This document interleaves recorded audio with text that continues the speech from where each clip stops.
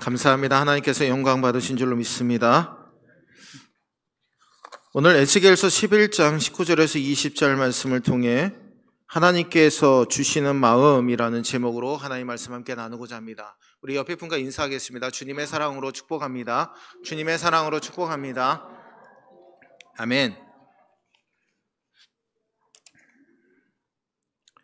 오늘 하나님께서 주시는 마음이라는 제목으로 하나님 말씀 함께 나누고자 합니다. 어느 시골 초등학교에 매우 내성적인 한 소년이 있었습니다. 선생님은 그 소년을 매우 안타깝게 바라보았습니다. 수업 시간에도 흥미를 갖지 못하고 학생들에게서 계속해서 주변에서만 맴돌고 있기 때문에 선생님은 어떻게 하면 저 아이를 도와줄 수 있을까 계속 마음에 고민하고 기도하게 되었습니다. 그러던 어느 날 선생님은 학생들에게 나의 꿈이라고 하는 주제로 그림을 그리도록 지금 과제를 내주었습니다. 근데 여러 학생들은 다채롭고 화려하게 자신의 꿈을 막 그려나가는데 이 소녀는 구석에 앉아가지고 그림도 그리지 않고 한참을 웅크리고 있다가 마지막에서야 그림을 냈습니다. 근데 그 그림을 보니까 단순한 집 한 채, 그리고 그 옆에 서 있는 한 사람이 그려져 있었습니다. 그림 속 사람은 웃고 있었지만 그 뒤로는 큰 검은 그림자가 뒤덮여 있었습니다. 소년의 그림을 본 선생님이 조용히 물었습니다. 너 이 그림이 내 꿈이니? 이 그림에 담긴 이야기를 내게 해줄 수 있겠니? 라고 물었습니다. 소년은 머뭇거리다가 이렇게 대답합니다. 선생님, 이건 제 집이에요. 그리고 그려진 사람은 내가 행복하고 싶어서 그린 사람이에요. 근데 저는 항상 마음속에 검은 그림자가 따라다녀요. 그래서 웃고 싶어도 잘 웃을 수가 없어요. 라고 대답했다고 합니다. 소년의 말을 들은 선생님은 마음 깊이 울림을 느끼게 되었고 그날 밤 선생님은 소년을 위해서 이렇게 기도하게 됩니다. 하나님, 그 아이의 마음을 새롭게 해주십시오. 아이가 짊어진 무거운 짐을 내려놓고 기쁨과 사랑으로 가득 찬 마음을 가득하게 채우고 누릴 수 있게 도와주십시오. 다음 날부터는 선생님이 소년에게 많은 신경을 씁니다. 작은 일을 했어도 아주 크게 칭찬해주고 아이에게 용기를 북돋워주기 시작했습니다. 그의 이야기를 들어주면서 진심으로 관심을 보였고 시간이 흐르면서 소년은 선생님에게 마음의 문을 열기 시작했습니다. 어느 날 소년은 선생님에게 환하게 웃으면서 그림 한 장을 그려왔습니다. 그 그림을 보니까 밝은 햇빛 아래에서 한 사람이 밝게 웃고 있는 모습이 그려져 있었습니다. 그 뒤에는 검은 그림자는 없었습니다. 이제 이 소년이 선생님에게 이렇게 얘기합니다. 선생님, 이제 제 마음속에 검은 그림자는 없어요. 선생님이 제 이야기를 들어주시고 웃는 법을 가르쳐 주셨기 때문입니다. 저는 이 예화를 읽으면서 정말 하나님이 이러한 마음을 우리에게 주시고 계시는구나 라는 마음을 깨닫게 되었습니다. 그 선생님이 그 아이의 이야기를 들으면서 하나님께 이렇게 기도했습니다. 하나님, 이건 제가 한 일이 아니라 하나님이 주신 사랑으로 가능한 일임을 내가 믿습니다. 하나님께서 이 아이의 마음을 새롭게 하셨음을 내가 믿습니다. 에스겔서 36장 26절에 또 새 마음을 너에게 주고 새 영을 너희 속에 두고 너희 욕심에서 굳은 마음을 제거하고 부드러운 마음을 줄 것이며. 아멘. 이 아이의 검은 그림자를 이 선생님이 기도하며 이 아이에게 관심을 쏟았을 때 그림자가 사라진 것처럼 오늘 우리들에게도 하나님이 은혜를 주셔서 우리 안에 있는 모든 검은 그림자를 다 제거해 주시고 하나님의 은혜의 마음으로 채워주심을 이 시간 분명히 믿으시는 우리 모두가 되시기를 주의 이름으로 축원합니다. 그러면 하나님이 주시는 마음은 무슨 마음입니까? 희망, 기쁨, 사랑으로 가득 찬 마음입니다. 우리가 하나님이 주신 마음을 갖게 될 때 상처와 어둠이 회복되고 새로운 기쁨으로 채워지게 될 것입니다. 말씀을 준비하면서 세상에서 가장 힘든 일이 무엇일까? 가장 어려운 일이 무엇일까? 생각해 보니까 사람의 마음을 얻는 일이 참 어렵다라는 생각을 갖게 되었습니다. 사람의 마음을 얻기 위해 우리가 지녀야 될 게 무엇인가라고 찾아보니까 소통과 신뢰, 존중이라는 것이죠. 지금 우리나라가 소통과 신뢰, 존중이 사라짐으로 혼란 가운데 지금 있습니다. 근데 하나님께서 반드시 이 모든 것들을 회복시켜 주시고 소통하고 신뢰하고 존중되는 우리 삶을 반드시 하나님께서 회복시켜 주실 줄로 믿습니다. 여러분, 먼저는 소통해야 됩니다. 자신이 뱉은 말은 반드시 지키려고 하고 사소한 일일지라도 충분하게 사람과 함께 나누는 삶, 이게 바로 소통의 삶이죠. 그리고 두 번째로 내가 한 약속은 반드시 지키는 것, 이게 바로 신뢰입니다. 그리고 또한 상대방에게 존중하는 것이 필요합니다. 가까울수록 예의를 지켜야 한다라는 말은 바로 여기에 해당합니다.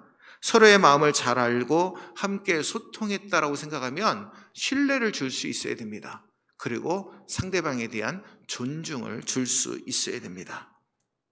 여러분, 일관된 말과 행동으로 신뢰를 얻었다고 생각해도 상대방으로부터 존중받지 못했다고 생각하면 그 관계는 어긋나기가 쉽습니다. 이렇게 사람의 마음은 각각이 다 다르죠. 똑같지 않습니다. 각양각색의 마음에 우리는 보게 됩니다. 그래서 타인의 마음을 얻고 살아가는 것은 가장 큰 자산이라고 우린 이야기할 수가 있는 겁니다. 근데 여러분, 사람의 마음을 얻는 것보다 더 중요한 것이 있습니다. 바로 하나님의 마음을 얻는 일입니다. 이렇게 얻기 힘든 하나님의 마음을 하나님께서 오늘 우리에게 주신다라고 말씀하고 있습니다. 오늘 우리가 어떤 마음을 먹느냐에 따라 우리의 인생은 크게 바뀔 줄로 믿습니다. 질병 가운데 놓여 있을 때, 나 이 질병 때문에 너무나 힘들겠구나라고 생각하면 절대 그 병은 낫지 않습니다. 하나님이 내게 이 병을 주신 것도 분명히 이유가 있을 거야. 이 병도 하나님께서 고쳐주실 거야. 여러분, 믿음을 갖고 내게 주어진 약과 그리고 기도하면서 이 병을 주님 앞에 간구하게 될 때 하나님께서 그 모든 질병 가운데, 모든 문제 가운데 해결함의 은혜를 주실 줄로 믿습니다.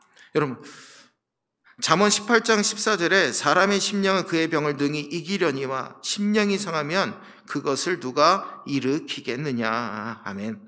마음먹기에 따라서 병이 낫기도 하고 또한 마음먹기에 따라서 병이 더 깊어질 수도 있습니다. 여러분들은 어떤 마음을 품기를 원하십니까?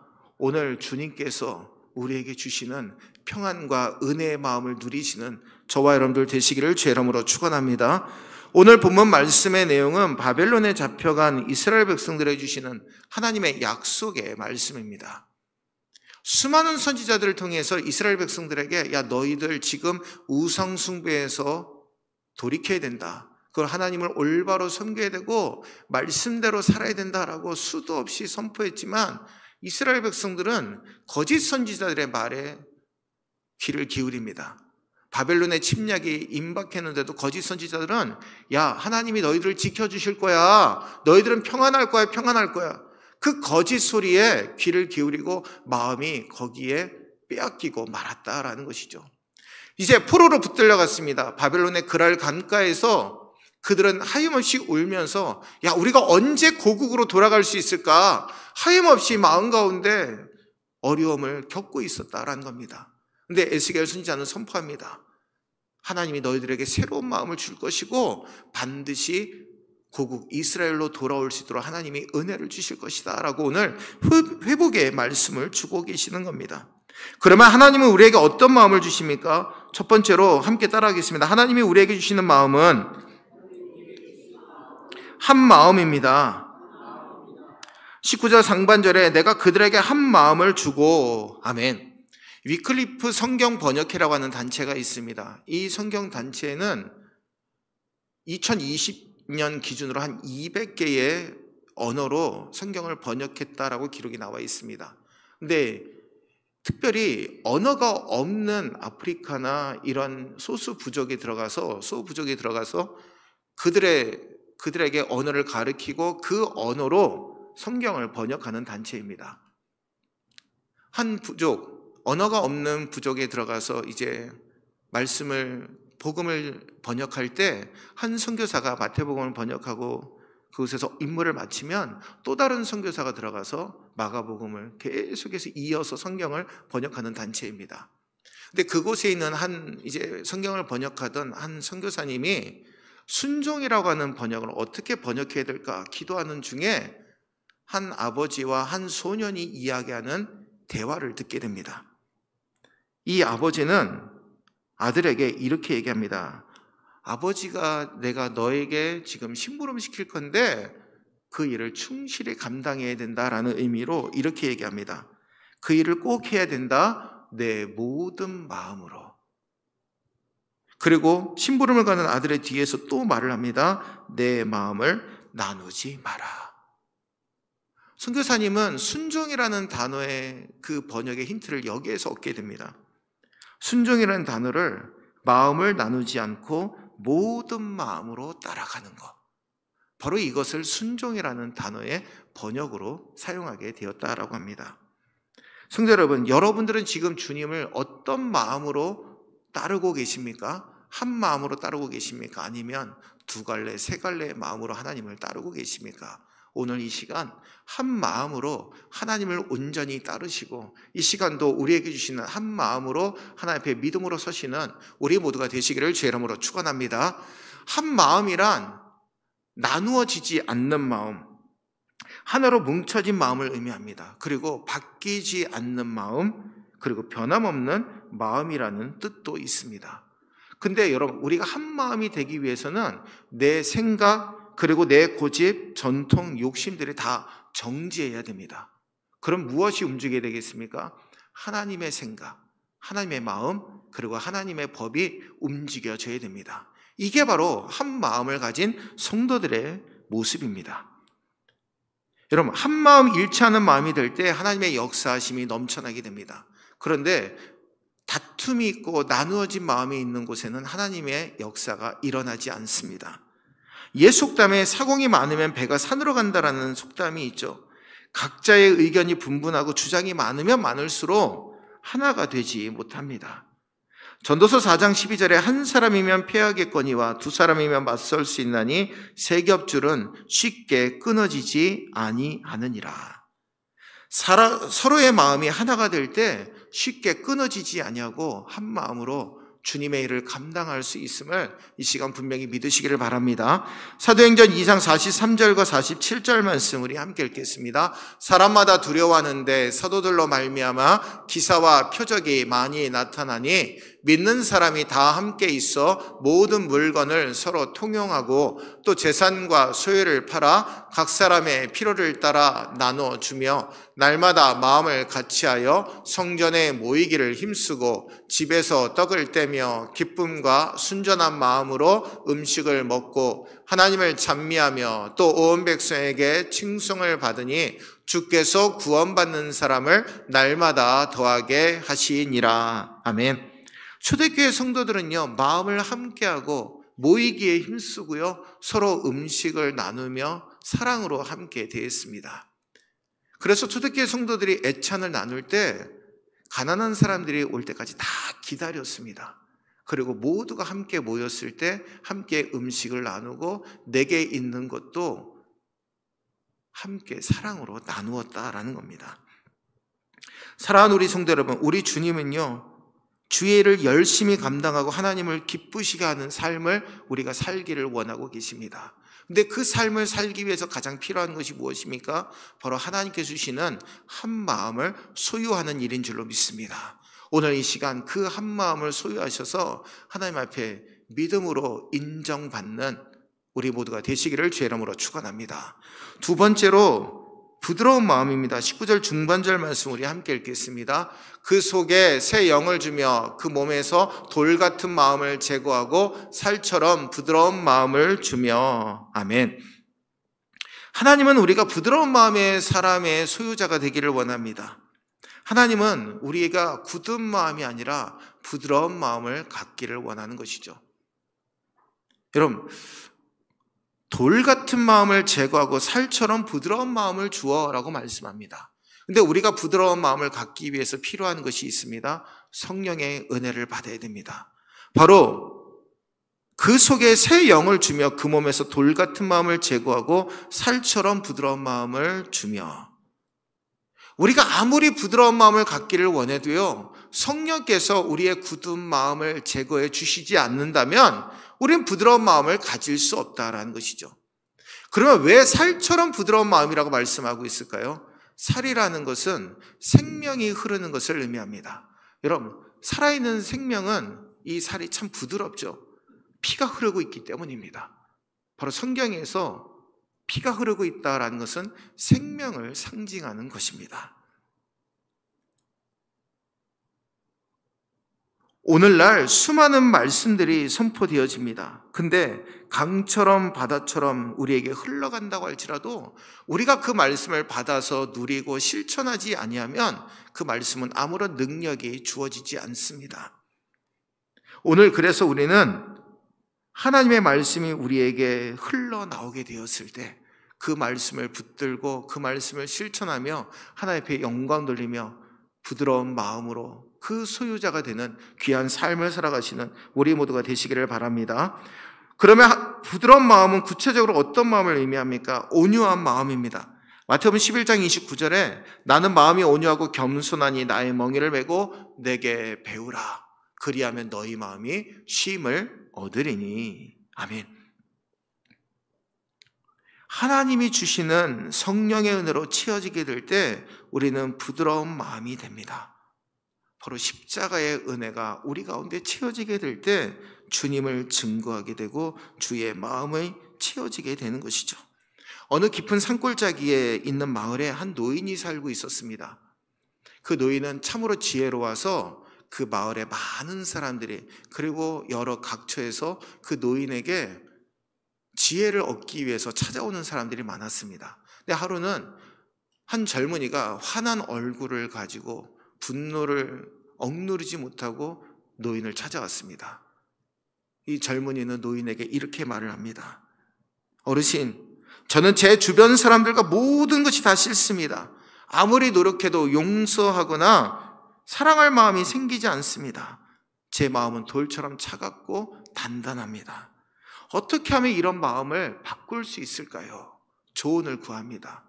노인은 잠시 생각하더니 젊은이를 강가로 데려갔습니다. 그 강물에서 돌 하나를 주어 젊은이에게 건네주며 이렇게 말합니다. 젊은이, 이 돌을 손으로 만져보게. 어때? 물로 덮여있지만 차갑고 딱딱하지 않나? 그 젊은이가 노인의 말을 듣고, 예, 어르신, 돌은 여전히 단단하고 차갑습니다. 젊은이의 대답에 노인은 그 돌을 강물에 집어 던졌습니다. 그리고 이렇게 얘기합니다. 이 돌은 이 강물 속에서 짧게는 수년, 그리고 더 길게는 수십 년, 오랜 기간 동안 물속에 잠겨 있었을 것이네. 그러나 물속에 잠겨 있어도 겉만 적셔졌을 뿐 돌속은 여전히 마르고 단단하지 않는가? 젊은이는 의아한 표정으로 울었습니다. 그러면 이 돌을 어떻게 부드럽게 만들 수 있습니까? 라고 묻습니다. 노인은 미소를 지으며 이렇게 대답합니다. 강물이 돌을 부드럽게 만드는 방법은 돌을 흐름 속에 계속 두고 오랜 세월 동안 계속 닳게 하는 것이지. 자네의 마음도 마찬가지라네. 돌 같은 마음도 하나님의 은혜와 사랑의 강물에 계속 잠겨 있으면 그 단단한 마음이 부드러운 마음으로 바뀌게 될 거야. 그리고 자네가 마음을 하나님 앞에 내드리고 매일 말씀과 기도로 그분의 사랑 안에 거한다면 돌 같은 마음이 점점 부드러워지고 따뜻해질 것이네. 그 변화가 한순간에 일어나진 않을지라도 반드시 하나님이 자네를 새롭게 할 거야. 여러분, 젊은이는 이 이야기를 듣고 환한 얼굴로 돌아갔다라는 이야기입니다. 여러분, 이 예화는 오늘 에스겔서 11장 19절 말씀을 분명하게 우리에게 말씀하고 있습니다. 우리에게 돌 같은 마음을 제거하고 부드러운 마음을 주시겠다라는 약속을 상기시켜 주고 있습니다. 또한 두 번째로 부드러운 마음은 넓은 마음입니다. 시편 119편 32절에 주께서 내 마음을 넓히시오면 내가 주의 계명의 길로 달려가리이다. 아멘. 여러분, 넓은 마음을 생각해 보니까 성경에서 넓은 마음을 가진 사람이 누구일까라고 한번 생각해 보았습니다. 먼저 맨 처음 떠오르는 사람은 세례 요한입니다. 여러분, 세례 요한이 어떻게 살았습니까? 겉에는 낙타 털옷을 입고 그리고 돌 속에 있는 역청을 먹으면서 메뚜기를 먹으면서 광야에서 하나님의 말씀을 선포한 예언자가 바로 세례 요한입니다. 근데 예수님이 오시고 나서 완전히 뒤바뀌게 되죠. 예수의 말씀을 듣게 된 세례 요한 제자들이 다 예수님께로 가게 됩니다. 그리고 한 제자가 얘기하죠. 스승님, 예수님이라고 하는 분이 와서 말씀을 전하니까 우리 당신의 제자들이 다 예수님께 갔습니다. 어떻게 해야 됩니까? 세례 요한에게 물으니까 세례 요한이 이렇게 대답하죠. 요한복음 3장 30절에 그분은 흥하여야겠고 나는 쇠하여야 하리라. 세례 요한은요, 자신이 해야 될 일을 분명하게 알고 있었습니다. 나는 예수님이 올 길을, 메시아가 올 길을 준비하고 예비하는 자이니까 이제는 나는 뒤로 역사의 뒤안길로 물러앉고 예수님이 전면에 나서셔서 하나님의 나라를 선포해야 된다라는 사실을 그가 깨닫게 된 것이죠. 넓은 마음으로 예수님의 복음 증거하심을 포용했다라는 겁니다. 두 번째로 아브라함은 창세기 13장 9절에 보니까 내 앞에 온 땅이 있지 아니하냐 나를 떠나가라. 내가 좌하면 나는 우하고 내가 우하면 나는 좌하리라. 아멘. 이 말에 아브라함의 마음이 담겨 있습니다. 아브라함과 조카 롯이 함께 살다 보니까 땅이 좁아가지고 목자들끼리 서로 싸웁니다. 그래서 아브라함이 조카 롯에게 야, 이제 우리 서로 떨어져서 살아야 되겠다. 근데 너가 먼저 땅을 선택해라. 그러면 내가 그 다음에 선택하겠다. 내가 좌하면 내가 우하고 내가 우하면 나는 좌하겠다. 여러분, 조카 롯이 아주 좋은 땅을 선택했습니다. 소돔과 고모라 땅을 선택했죠. 근데 아브라함은 어떠합니까? 넓은 마음으로 가족의 평화를 지켰습니다. 자기가 손해보는 길을 기꺼이 받아들이고 남에게 복을 주는 거룩한 존재가 되었을 때 하나님께서 그에게 동서남북 바라보는 모든 땅을 그에게 허락하여 주신 줄로 믿습니다. 성도 여러분, 우리 모두 다 이렇게 넓은 마음을 통해서 우리 예수님과 같이 온유한 마음을 주시고 그리고 넓은 마음을 허락하신 예수님의 마음을 담고 살아가는 우리 모두가 되시기를 바랍니다. 마태복음 13장에 보면 씨 뿌리는 자의 비유가 나옵니다. 길가, 흙이 얕은 돌밭, 가시덤불, 좋은 땅, 네 가지의 땅에 대해서 말씀하죠. 근데 씨를 뿌렸을 때 30배, 60배, 100배의 놀라운 결실을 맺게 되는 땅은 좋은 땅입니다. 오늘 우리의 마음은 어떤 마음입니까? 하나님께서 주시는 말씀을 받고 30배, 60배, 100배의 놀라운 결실을 맺는 땅입니까? 아니면 가시덤불과 그리고 길가, 흙이 얕은 돌밭의 마음입니까? 오늘 이 시간 좋은 땅의 마음을 가지고 생명이 통하는 마음, 부드러운 마음, 온유한 마음으로 넓은 마음으로 하나님께서 주시는 그 은혜의 마음을 실천하며 살아가시는 우리 모두가 되시기를 주의 이름으로 축원합니다. 오늘 20절 말씀 우리 함께 읽겠습니다. 내 율례를 따르며 내 규례를 지켜 행하게 하리니 그들은 내 백성이 되고 나는 그들의 하나님이 되리라. 아멘. 여러분, 하나님의 백성으로 살아가게 하시는 마음이 하나님이 우리에게 주시는 마음입니다. 로마서 12장 1절에 보니까 그러므로 형제들아 내가 하나님의 모든 자비하심으로 너희를 권하노니 너희 몸을 하나님이 기뻐하시는 거룩한 산 제물로 드리라. 이는 너희가 드릴 영적 예배니라. 아멘. 구약 시대에는요, 짐승을 데리고 가서 짐승의 머리 위에다가 손을 얹습니다. 그리고 내가 지은 죄를 다 그 짐승에게 전가시킵니다. 그러면 제사장이 제단으로 데리고 가서 그 제물을 죽이고 그 제물의 피는 제단에 뿌리고 나머지는 다 불태워서 하나님 앞에 제사를 드립니다. 그러면 모든 죄를 다 사함받게 되었습니다. 여러분, 근데 오늘날 우리들은요, 예수님의 십자가 은혜로 말미암아 예배의 삶을 통해서 하나님 앞에 영광 돌리는 하나님의 백성으로 살아갈 수 있는 축복을 받았습니다. 그러면 하나님의 백성은 구체적으로 어떤 삶을 살아야 됩니까? 레위기에 보면 5가지의 제사에 대해서 말씀합니다. 그 5가지의 제사를 통해서 하나님의 백성의 삶을 함께 나누고자 합니다. 첫 번째는 헌신과 감사의 삶입니다. 여러분, 레위기에 나오는 5가지 제사 중에 번제와 소제가 있습니다. 번제는 제가 앞에서 말씀드린 제물을 불태우고 피를 제단에 뿌리는 것이 바로 번제입니다. 근데 번제의 제사를 드릴 땐 흠없는 제물로 드려야 됩니다. 하나님 앞에 헌신하기 위해서 흠이 없어야 된다라는 거죠. 그리고 제물의 종류도 소나 양, 비둘기 이러한 것들로 하나님 앞에 드렸습니다. 즉 경제적 형편에 따라서 드렸습니다. 넉넉한 사람은 소도 드리고 양도 드리지만 형편이 넉넉하지 못한 사람은 비둘기도 드렸습니다. 근데 그 비둘기조차 드릴 수 없는 사람은 곡식으로 제사를 드립니다. 그게 바로 소제입니다. 번제와 소제, 바로 헌신과 감사의 삶이 바로 하나님의 백성의 삶이라는 것이죠. 근데 중요한 것은 소제를 드릴 때도 곡식가루를 변질되게 하는 누룩과 꿀을 섞지 않는 것을 드려야 됐다고 합니다. 근데 중요한 것은 번제와 소제를 드릴 때 자원하여 기쁨으로 하나님 앞에 드리는 것이 중요합니다. 두 번째로 수직적이고 수평적인 교제의 삶이 하나님의 백성의 삶입니다. 여러분, 먼저 이것은 화목제를 의미합니다. 화목제는요, 하나님과 우리 사이의 관계, 그리고 우리와 이웃과의 관계를 회복하는 제사를 의미합니다. 하나님께서는 하나님의 백성들이 하나님과의 관계를 회복하고 그리고 그 기쁨을 다른 사람들과도 나누기를 원하셔서 화목제로 우리에게 수직적이고 수평적인 교제의 삶을 허락하신 것입니다. 세 번째로 죄에서 돌이키는 삶입니다. 바로 속죄제와 속건제가 있습니다.